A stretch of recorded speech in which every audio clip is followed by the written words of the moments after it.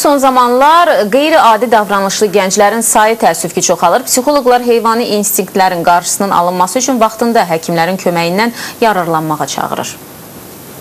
O qorxduğu vaxtı da gecələr canavar kimi uluyurdu. Xəstəxanada mənə şikayət elədilər ki, bunu xəstəxanadan çıxardın.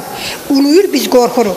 Gecələr ulayan 20 yaşlı Turqut İskəndərovdur. Artıq 3 ildir ki, Turqut qaşqıralan vaxtı qeyri-adi hərəkətlər edir. Ənzilə xanım deyir ki, oğlunun belə olmasına səbəb 3 il bundan əvvəl gördüyü qorxulu yuxudur.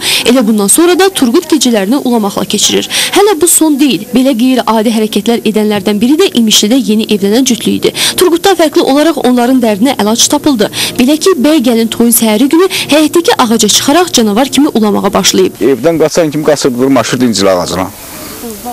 Qız da oğlan da. Elə bir vəziyyət yarandı ki, bizim yanacaq bunu tapdırdıq.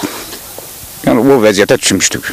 Bir neçə heyvanı təqlid edən cavanlara həmin vaxt bir kimsə yaxınlaşmağa belə cürət etmirmiş. Belə vəziyyətlə üzləşən ailələrin isə əl atmadığı yol qalmayıb. Psixoloqlar son zamanlar belə qeyri-adi hərəkətləri ilə diqqəti cəlb edən insanların sayının artmasını qeyd edir. Bioloji saat deyilən bir şey var və o insan birincisi bioloji saat ola bilər ki, o tutmur. Gündüz bu yola verir və bir bala gözünü adekvat aparır. O ki, sakitçilik, sükut düşür, gecə axı şər qarışmaqla sükutçuluq düşür və bu öz, belə deyim, özünə diqqəti cəlb edib, yəni öz dırnaqarası marifətlərini göstərmək istəyir. İkinci səbəbi isə onların aldıqları psixoloji zədələrdir. Məhz bu zərbələr də onların sonradan hərəkətlərinə və düşüncələrinə təsir edə bilər. Psixoloqlar belə insanlarla davranışda diqqətli olmağı məsləhət görür.